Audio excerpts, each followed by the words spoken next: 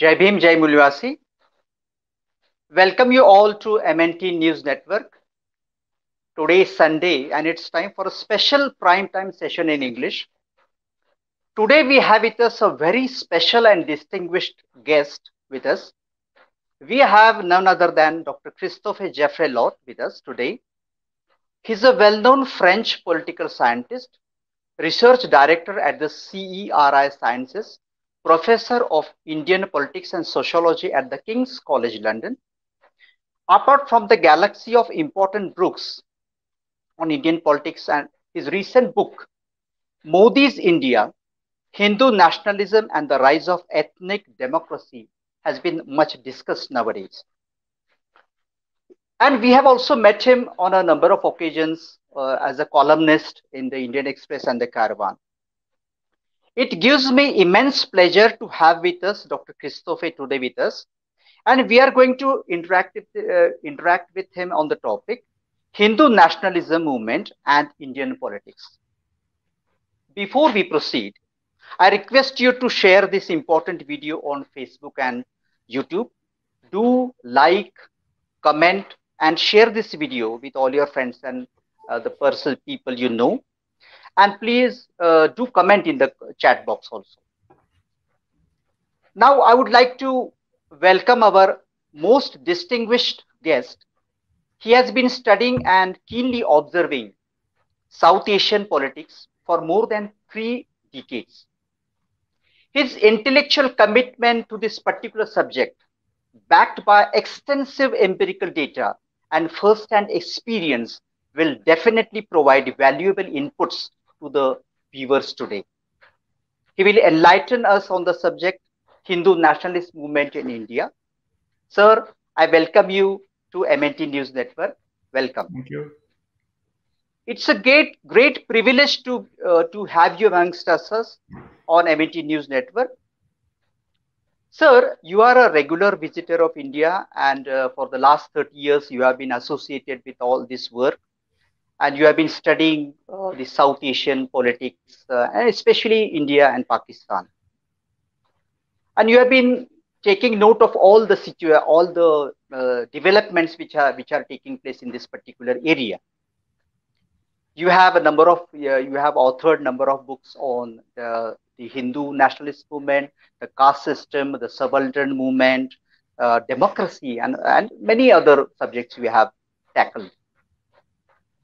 Considering your extensive work in this field of the especially the South Asian studies, especially India and Pakistan, I would like to ask you a very important question. What was it that triggered that you developed interest in this particular subject, and you made this subject your area of expertise? I would like to know what inspired you to carry on this intellectual journey. Well, it's an old story now because it started when I was 18. When I was studying philosophy, I had a philosophy teacher who was very well versed in Indian philosophies, including Buddhism, Sufism, Hinduism.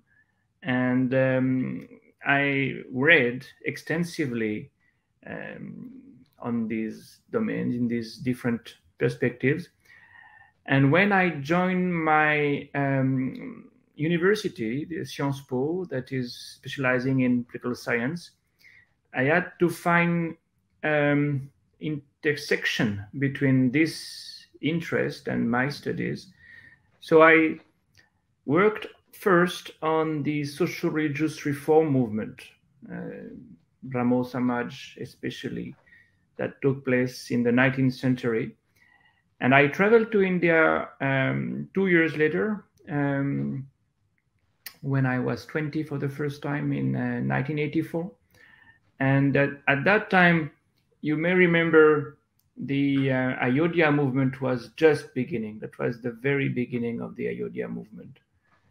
And I found my interest in history, of course, a bit,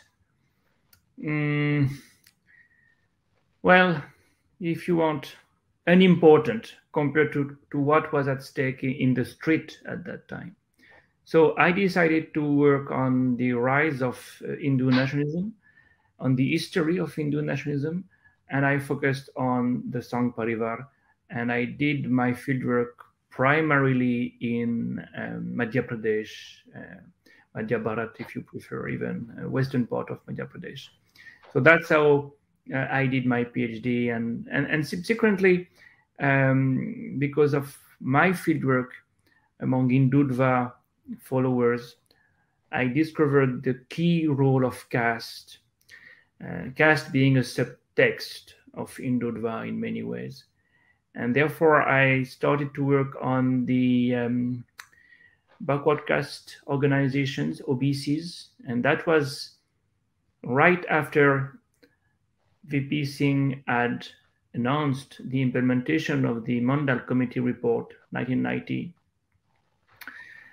I discovered, especially after listening to VP Singh's speech on December 2, 1989, Babasaheb Ambedkar, and read extensively the collected works of Babasaheb Ambedkar that the Maharashtra government was producing at that time. It was the beginning.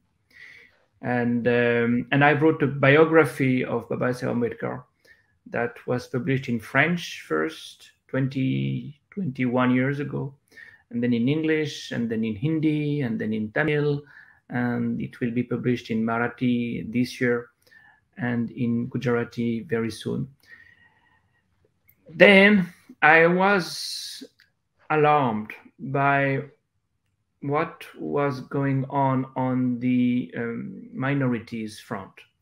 So I decided to focus more on the Muslims, and we did a research with a team of my colleagues, on Muslims in Indian cities, and that became a book called Muslims in Indian Cities.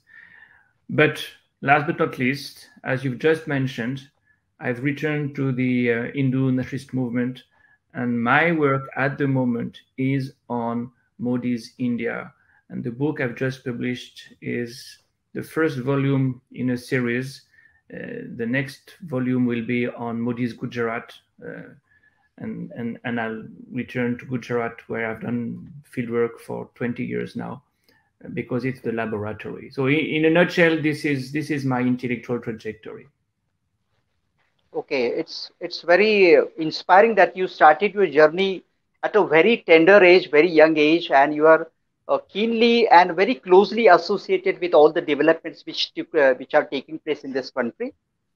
And apart from the right wing forces, that may be the RSS and the BJP and the OBC, you have also done extensive work amongst the SC, ST, OBCs also.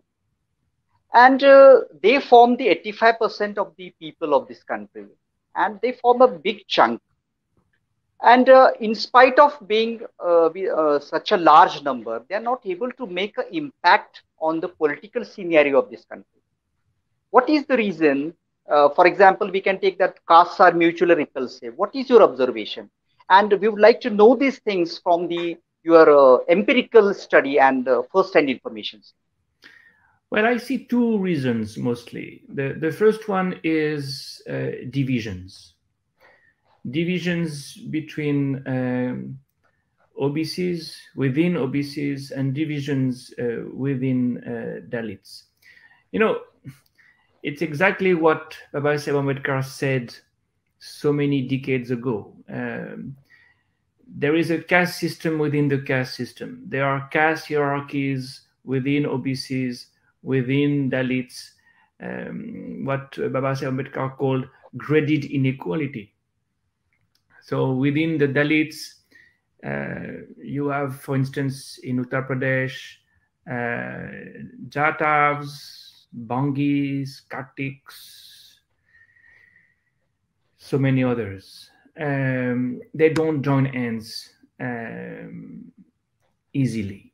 And in fact, when one of the groups is benefiting from reservations, the others are alienated are resentful and can be easily co-opted. And if you see so many Dalit supporting BJP in Uttar Pradesh, for instance, it's largely because they come from these caste groups, the Bangis, Katiks, Pasis, which have been resentful of the rise of Jatavs. So Jatavs are behind BSP, the others are behind BJP, and the result is that there is no Dalit politics worth that name in Uttar Pradesh. That's one explanation. Another explanation has to do with Sanskritization. You know, this notion of Sanskritization that has been introduced by the Indian anthropologist M.N. Srinivas many years ago remains very relevant. And it designates the imitation of the upper caste by Dalits, by OBCs. The mechanisms at work are very similar within Dalits and within OBCs, really. And to imitate the Brahmin makes the Dalits and OBCs very vulnerable to co-option. So among the groups I have just mentioned before, Valmikis, for instance, the craze for Sanskritization makes them almost non-committed to Ambedkarism. And what I've just said about the Dalits can be replicated in the case of the OBCs, you know, divisions and Sanskritization. That works in a very parallel manner, you know. Again, the example of Uttar Pradesh is very revealing.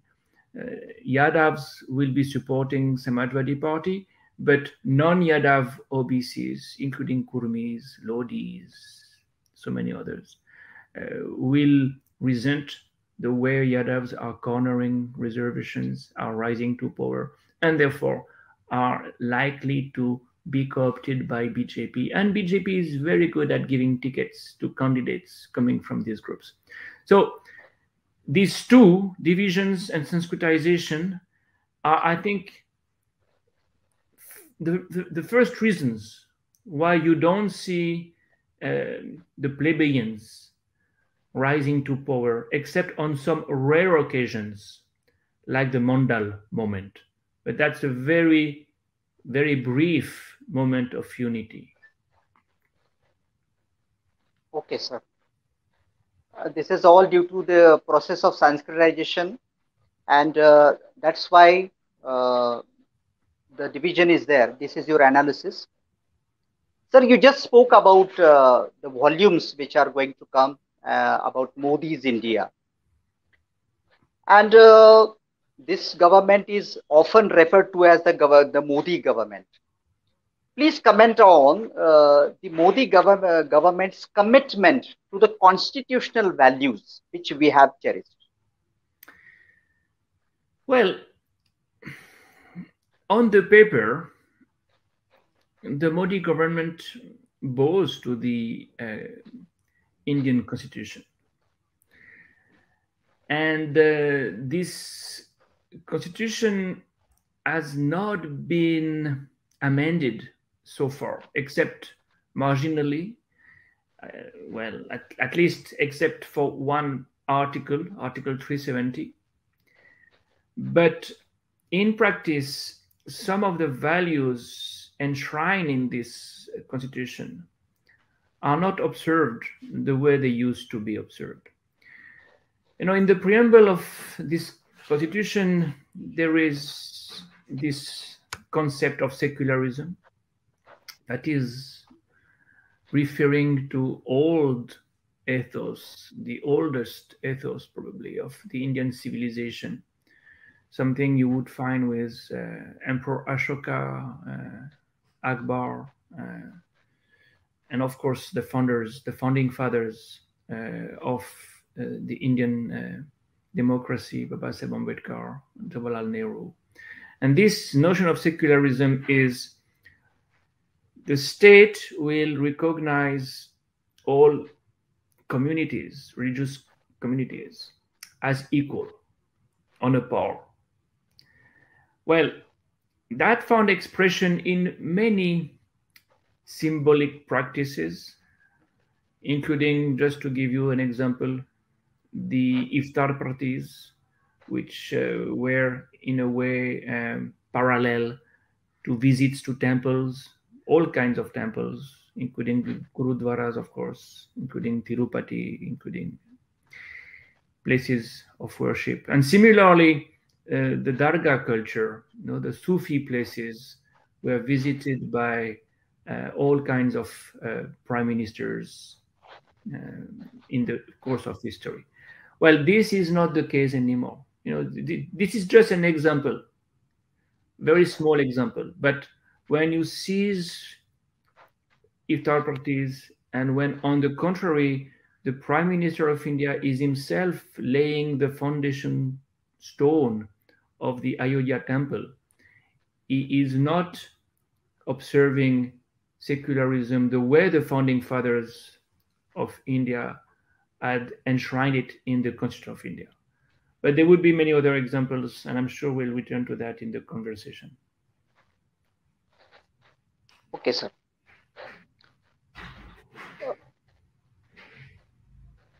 I have referred to some of your videos and talks also on many occasions. And you have said that though the political ideology of the RSS is very limited or very sectarian, in spite of that, they seem to be growing, and they are occupying most of the place in the public discourse, and they are influencing the psychology of the masses at large. And the RSS is the mother organization of this present government. You have spoken with the top leaders of the RSS on one-to-one basis, and you know all these things. And nowadays, there is a phenomenon also called as saffron modernity. I would just like to know from you whether this very limited world view of the RSS to convert this secular democratic republic into a Hindu Rashtra, compatible with the ideals of the constitution. How will you comment on this? No, of course, it's not compatible. And the idea of secularism is not compatible with the idea that one religion is bound to prevail over others. But this is what's going on in practical terms, and there is hardly any resistance because minorities are not very well placed for resisting this transformation. So the resistance, if any, can only come from the majority community. And the real question for me is how far has Hindutva now somewhat colonized the mind of the majority to such an extent that this is the only game in town, this is the only legitimate ideology. And to some extent, a point of no return might have been reached. And for many reasons, the fear of the other, the fear of Pakistan, the fear of Islamists, the fear of Muslims. And also because of the groundwork of the Sangh Parivar. Never forget that this is an organization that is almost 100 years old. And there is no other example in the world of an organization that has grown for 100 years in such a way that it is not patronized by the state. It was not, at least, recently patronized by the state, and still it grew, it diversified. It's not only the RSS shakas and their huge network, it's also ABVP, BMS, BKS, all these unions, all these offshoots of RSS, which are penetrating society and transforming the identity of Hindus. So there is a risk that India becomes a majoritarian democracy, an ethnic democracy, a democracy where minorities would become second-class citizens. And the only antidote to that can come from within the Hindu community itself, where at some point, possibly, socioeconomic issues, caste considerations, regional identities may stage a comeback. But for the moment, we don't see this happening in such a way that the hegemonic discourse can be somewhat countered. And of course, that has much to do also with the media, with crony capitalism, but I'm sure we'll return to these dimensions. So many times it is said that the concept of secularism is more concerned with the security of the minorities, but in practice, secularism is more important to the common masses of this country, who should free themselves from the shackles of this traditional orthodox religion. So why we are not able to convince the common masses that secularism is more important for them rather than the protection of the minority? What is the role of the elite class or the intellectual class of this particular community? Why they are not able to convince these people, the common masses? Well, you may say that education and the role of the intellect is not necessarily the most critical variable. I'm not at all convinced that the more educated you are, the more secular you are. I think at the grassroots levels, in village India in particular, the capacity of people to live together, to cultivate a kind of multi-religious atmosphere was more than among the educated middle class, because the educated middle class is in fact largely responsible for the rise of Hindutva. And I think for two reasons. One has to do with identity politics, to get an identity in spite of modernization, in spite of urbanization. You want to stick to your Hindu roots, to your traditional identity. So there is a kind of transformation of this identity into something that is much more nationalistic, much more monolithic. And secondly, the urban middle class comes mostly from upper caste. And the subtext of the Hindutva rise to power for me is, if you want, upper caste revenge. It's a post-Mandal development. For many years, between 1990 and 2014, we've seen Mandal 1, we've seen Mandal 2, we've seen the rise of OBCs and Dalits. The BSP phenomenon, when Mayavati took over in 2007, of course, the Kanshiram phenomenon. I interviewed Kanshiram in 1996. It was absolutely fascinating to see that he was in the sense of history. He was at last making, in a way, the dream of Ambedkar a reality. Well, the quotas, reservations, the fact that you had now low caste parties coming up at the state level almost everywhere in the belt, the fact that you had OBC chief ministers almost everywhere also. In 2012, 2013, you had very few upper caste chief ministers left, even by the way, out of the Indie belt. So there was a need for a reaction, and the upper caste middle class used Hindutva as an antidote to caste politics. Forget about your caste. Think about your identity as a Hindu first. You're a Hindu first and foremost. And the other is the Muslim, is the Christian. The idea was to reunify the Hindus behind BJP. And mind you, when you look at the social profile of BJP, when you look at the social profile of Modi's government in 2014, in 2019, it's upper caste dominated.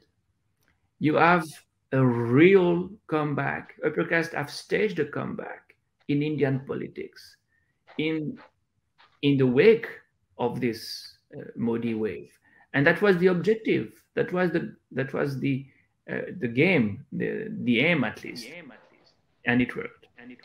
Sir, in 2003, you had authored a book that is The Silent Revolution, and it was much discussed in our organizational structure also, this book. You have done extensive work about the BSP, the OBC uprising, and all these things. And you might be knowing about BAMSEF, the Backward and Minority Communities Employees Federation. And right now, we have also started the People's Party of India Democratic 2 years ago, 2-3 years ago. And we form the SC, ST, OBC people form the 85% of the population of this country. And what are the ways to bring back the lost glory in the political field and other cultural field? Is there any solution in view? Is there any hope for remaining to come back to the previous times or to regain the lost glory? Well, there is always hope, of course. The solution, as I said, lays primarily in unity, because divisions are undermining the OBC politics and if you want, the plebeians politics at large.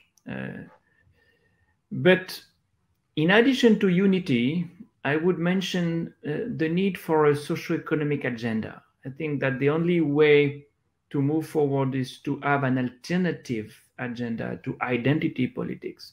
And this alternative agenda probably needs to be rooted in socio-economic issues.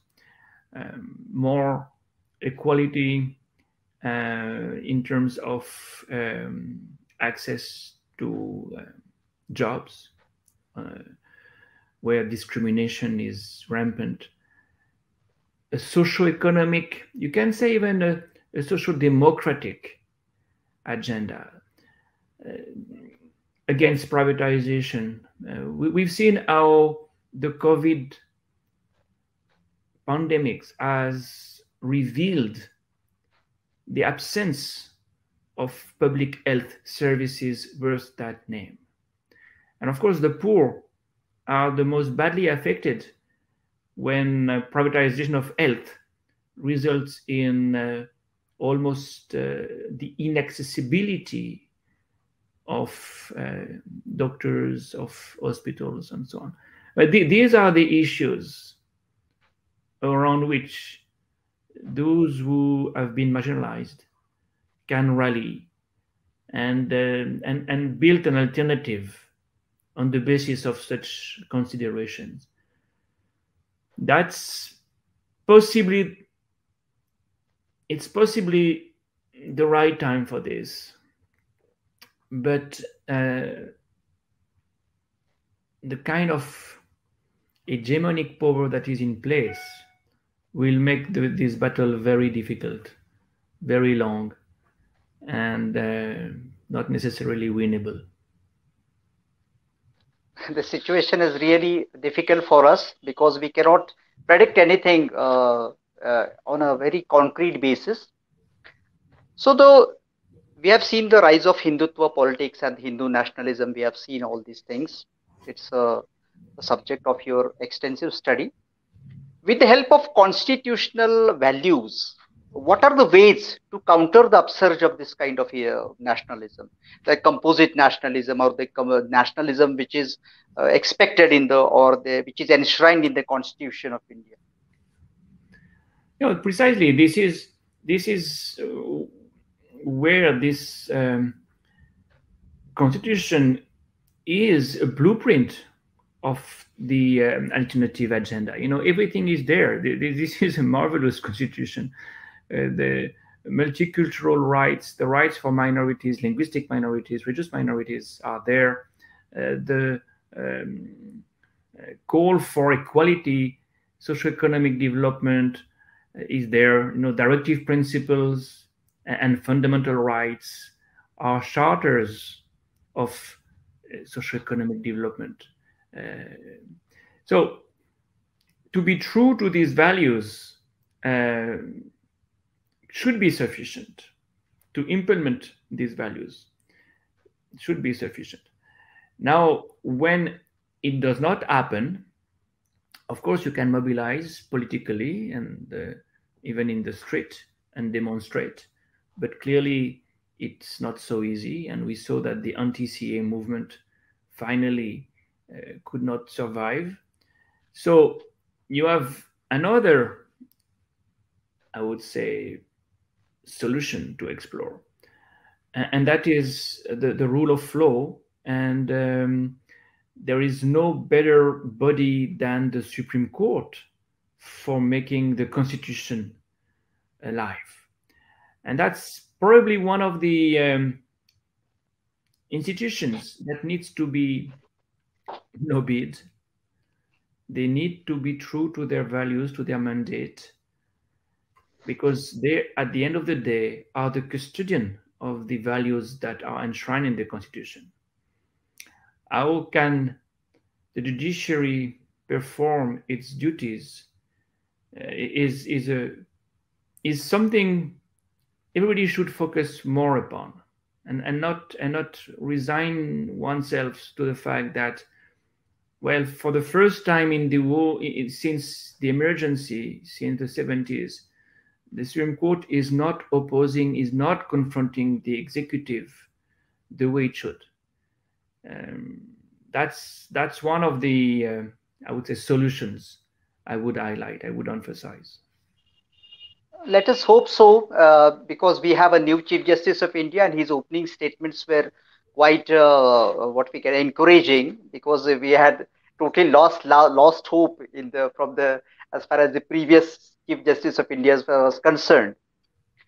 And as far as the judiciary is not representative, and we are pushing for it to be becoming more and more representative, and hope this thing takes place. And as you have said, definitely the role of the Supreme Court as the custodian of the Constitution and the protector of the fundamental rights of the citizens is very important. And in the similar way, the coming elections of 2024 are also very important for the people who believe in the Constitution, the constitutional values.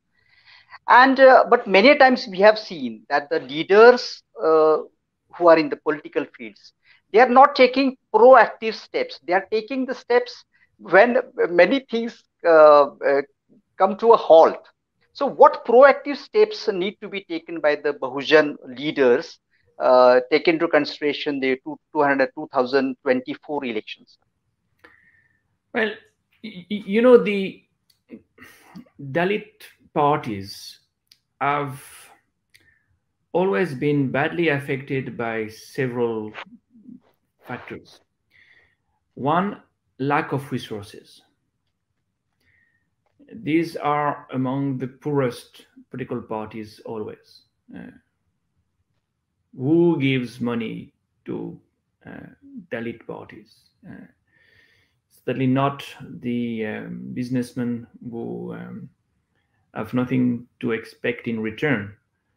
So that's one first difficulty, problem that can only be surmounted if people contribute. And that was the philosophy of BAMSAFE. When I talked to Kanchiram so many years ago, he said that's how we did it. We had, and you know that, of course, we asked those who have a safe job, who have been employed by the government, who have benefited from reservations.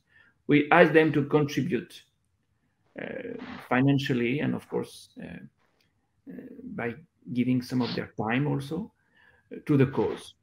So that's one of the I would say necessary conditions, not a sufficient condition, but a necessary condition to increase the resources. The second necessary condition, I repeat, is unity. And for unity to prevail, the need is to have an agenda where people will find something for them. And that's why socioeconomic programs, welfare program, welfarist, in fact, program, should be drafted and publicized. And last but not least, a third condition has to do with organization. You remember Baba Saheb Ambedkar's motto: educate, mobilize, agitate, organize, And that's something that parties could never achieve in a sustainable manner, in a sustained manner. Even Baba Saheb Ambedkar's parties, the ILP, the SCF, the RPI, were short-lived. They were not cadre-based parties, never. They relied on his personality. Similarly, BSP has relied on one personality and is paying very dear for that. Because that's not the way democratic parties work. That's not the way you mobilize people in a sustainable manner. So the third condition is an organization that is truly democratic, in which people would invest their time as cadres and collegially, in a collegial manner. That is not easy to build in 3 years. This is not at all something you achieve so quickly. All the more so as, never forget that there are people who are spending most of their time dividing the opposition. And politicians are for sale, always. So to divide the opposition is very easy when you can just blackmail or bribe MLAs or MPs and make them defect from their original party. But BSP has been plagued by defectors continuously.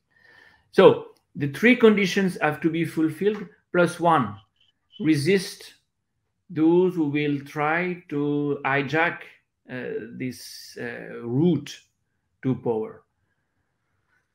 This is very challenging. Yes, definitely, it's very challenging. The division amongst the people who want to change and the unity of the people who want to maintain the status quo. This is the very important aspect which you have highlighted. And this is definitely a lesson for the people who want change, that they should keep the differences away and try to forge a greater unity, take into consideration the future challenges which they are facing. Sir, so you have written extensively on various subjects and very fundamental research you have done on various subjects. Were you able to influence the policies of the government, that maybe your native country or the country of your study, that is India? Can you elaborate some examples? Well, it's difficult for a scholar to assess the, I would say, concrete impact it can have on decision makers. But what we do is to create an intellectual atmosphere, to inform. That's one work that has made some impact.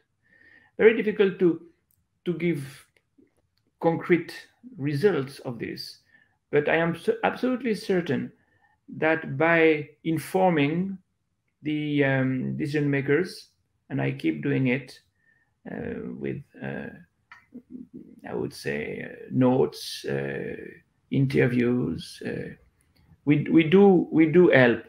We do make the decision makers aware of what is the context, what is at stake. And secondly, we make them realize that we know about their mischiefs. They know that we know, and that we will tell, and that we will expose. That's not a direct influence. It's again an indirect influence, but it's a very important one. We testify, we write, we expose, we call a spade a spade. Definitely, you know what the mischiefs these policy makers are doing, and they know that you know their mischief. That is a very important, and that's definitely a check and balance on these politicians. Sir, I would just like to I would just like to elaborate or just tell you a few names. That may be Amartya Sen, that may be Thomas Piketty, and after gauging after I have come to know that these people, they are influencing the political parties of India as far as the poverty reduction is concerned, or the education is concerned, or the inequalities are concerned. Please comment on whether how are you probably you are associated with all these thinkers, and how you look towards all these developments. Certainly. I've worked with these people, and of course in France we work with Thomas Piketty. We have done some research together, and in fact recently also with the study of inequalities is one of the studies that is very dear to me. And with Thomas Piketty, we studied, for instance, the way Muslims were lagging behind more and more. The way they are losing ground socioeconomically. But it's much easier for economists than for political scientists to do this kind of surveys and to exert this kind of influence.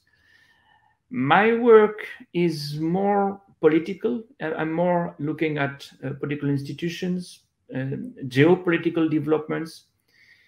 In fact, this is probably where you can see the more direct influence of political scientists.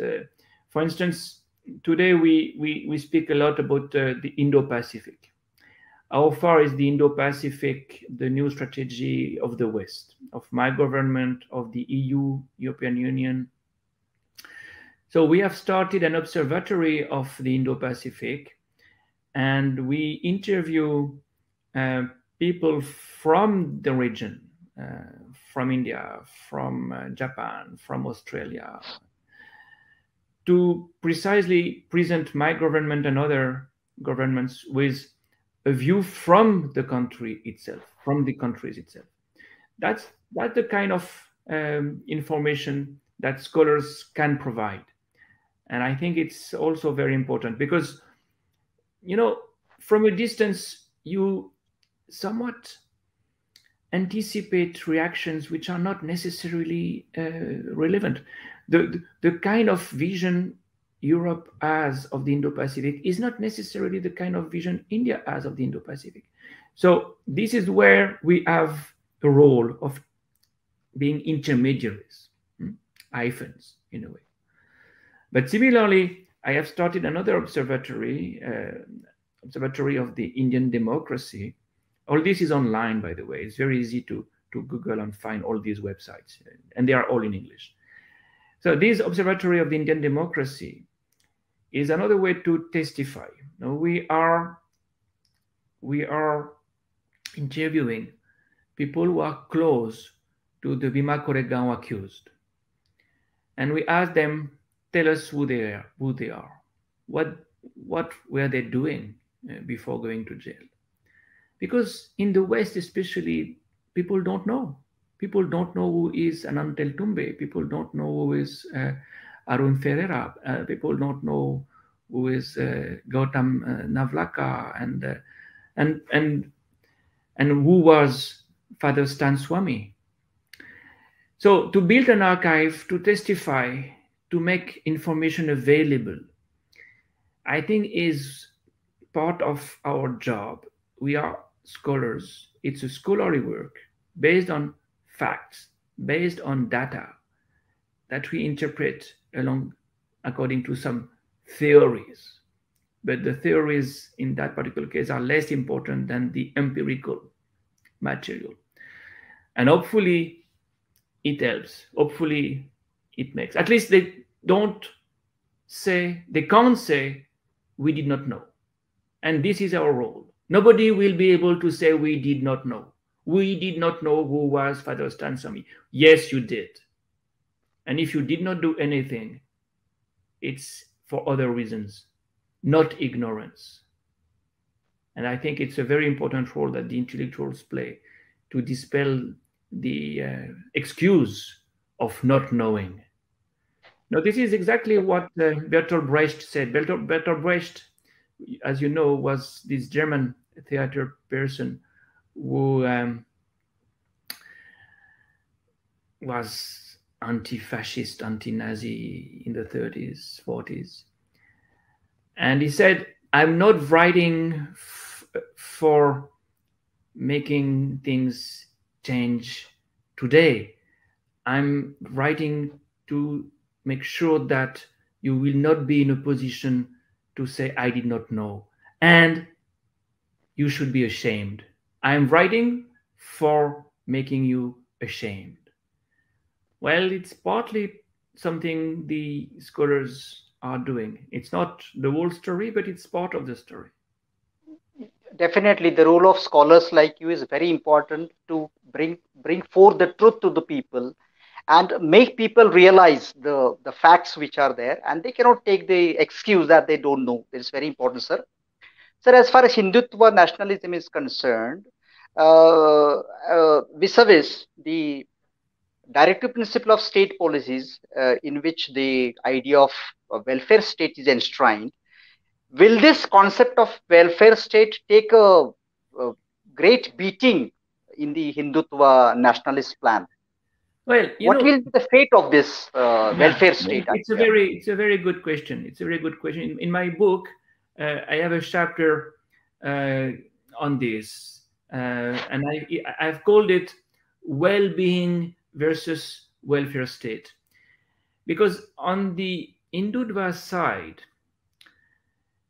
they do not indulge in welfarist programs. This is what we saw in the previous decades. NRAGA, for instance, was part of a social democratic welfare-oriented program. And you all remember that Narendra Modi considered that it was a disaster, that this program should have gone. But it stayed, interestingly, because you can't do without it. But what they have emphasized as their own inventions, as their own creations, are Swachh Bharat, Jandal Yojana, Ujjwal Yojana, and these are not welfare-oriented. They are what I call well-being oriented. Well-being in the sense that Narendra Modi, during his Man Ki Baat program, can tell the poor, look, I'm doing something for you.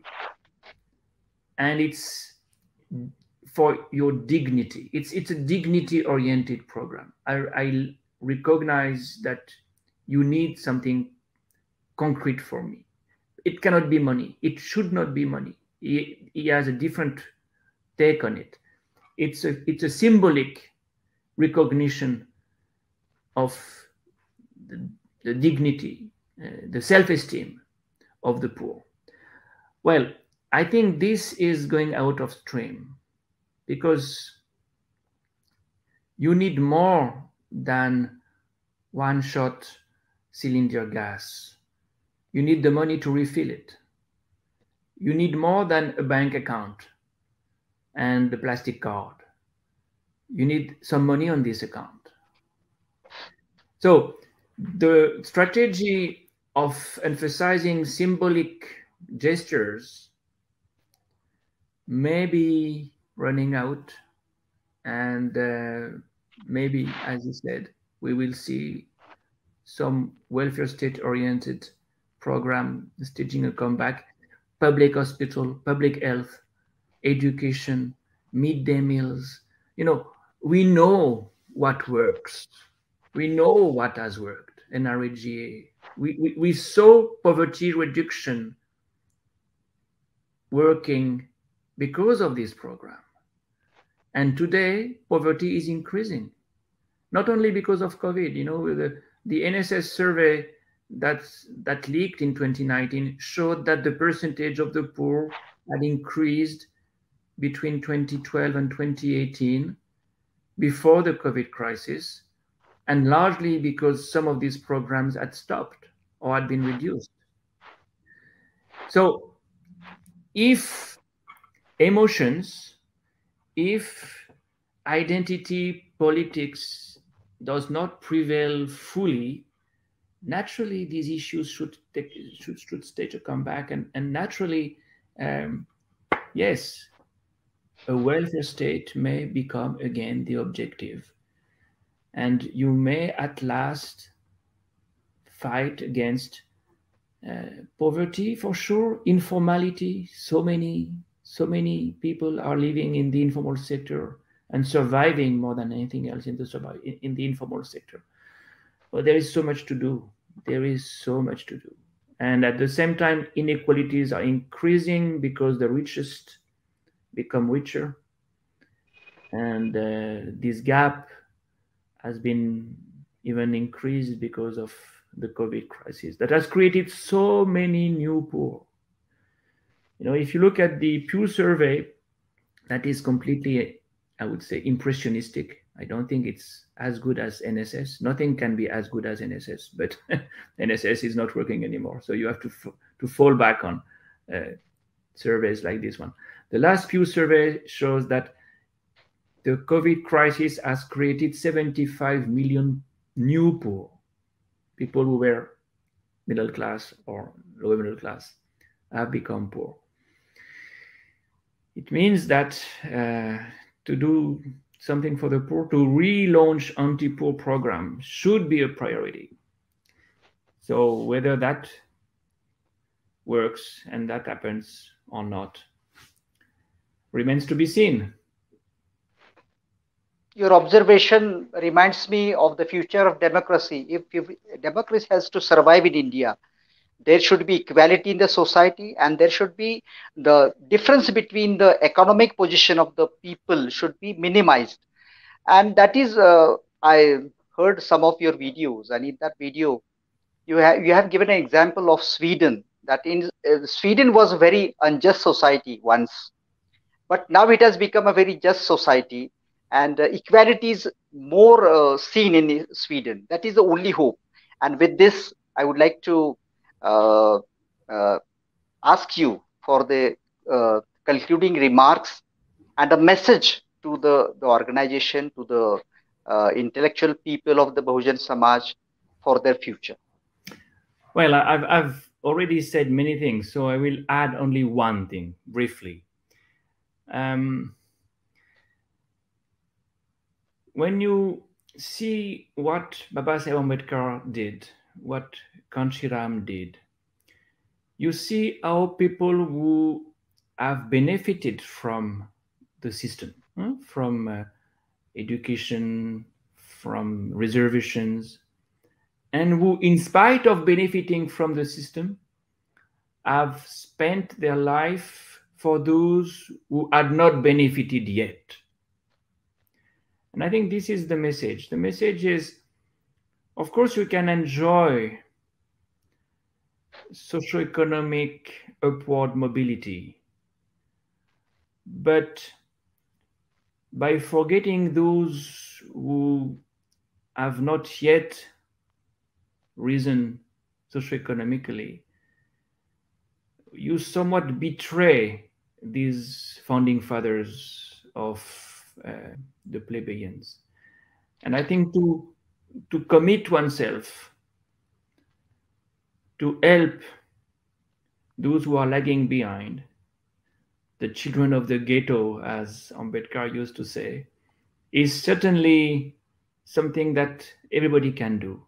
And you don't need to spend all your life and spend all your money. No, only a fraction of it, only a fraction of your time and the fraction of your money. And of course, by remembering those who have initiated this path, who are getting a little bit forgotten these days, but who are really sources of inspiration. Yeah, that is the only thing I would add. Definitely, sir. This reminds me of Dr. Babasaheb Ambedkar, who was able to speak with the intellectual giants at that time.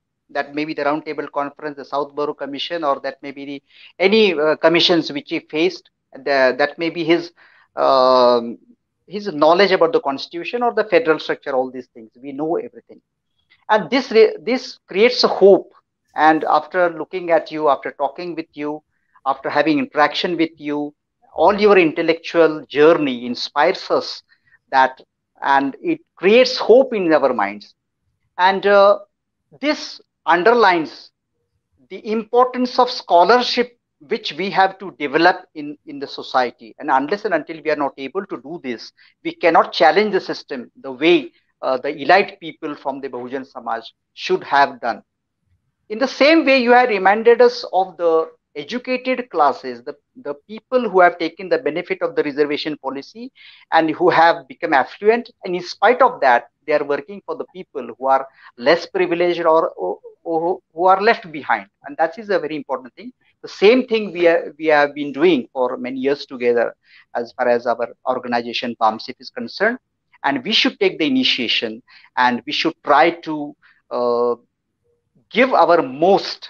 We are blessed people, and we should try to change the system for a more egalitarian society. Thank you very much. We had a very nice talk. It was very inspiring, and for the future generations, you are definitely a very glaring example of scholarship, a glaring example of commitment, a glaring example of the commitment to basic human values. Thank you very much, sir. Thank you, Vinod, and thank you, Ashish, for this invitation. Thank you, sir.